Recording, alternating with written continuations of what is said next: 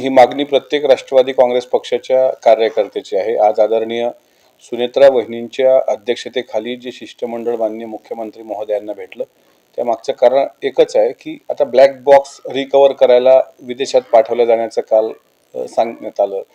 त्याच्यानंतर अनेक गुंतागुंतीचे प्रश्न काल मी आपल्या चॅनलवर प्रश्न विचारला होता की जे पायलट घरून निघाले त्यांचं त्या दिवसाचं लोकेशन काय आहे, त्या दिवशी ते नेमके कुठे होते, हे महाराष्ट्राच्या मनात अनुत्तरित प्रश्न आहेत। त्याच्यामुळं त्यांनी CID चौकशीच्या संदर्भात जे काही निवेदन मुख्यमंत्र्यांना दिले, आम्हाला विश्वास आहे की माननीय मुख्यमंत्री महोदय यावर याची तात्काळ दखल घेतील, गांभीर्याने कारवाई करतील आणि कारवाईला डिले होता कामा नये। कारण आता कार्यकर्त्यांचा संयम सुटतोय।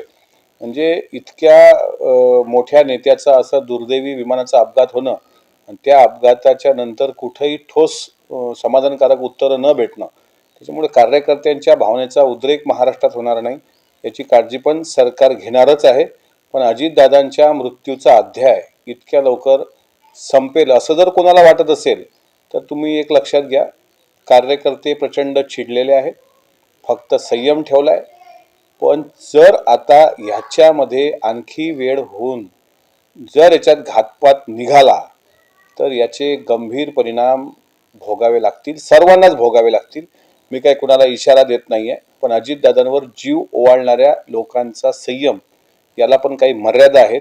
तो संयम सुटू नये याची काळजी सरकारने पण घ्यावी आणि मला असं वाटते मी सरकारमध्ये तरी सरकारला विनंती करतोय, कारण मी स्वतः माननीय मुख्यमंत्र्यांना मागच्या मंगळवारी स्वतः मी भेटलोय, पण त्या पत्रावर अद्यापही कुठं उत्तर आलेलं नाही, काय झालं त्या पत्राचं।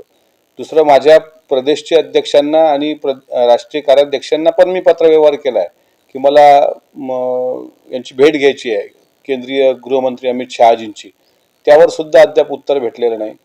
म्हणजे राष्ट्रवादी काँग्रेस पक्षाचा आमदार हा भाग वेगळा, पण विधिमंडळाचा सदस्य म्हणून माझ्या पत्राला जर काही किंमत नसेल तर याबद्दल सुद्धा मी खेद आणि नाराजी व्यक्त करतो।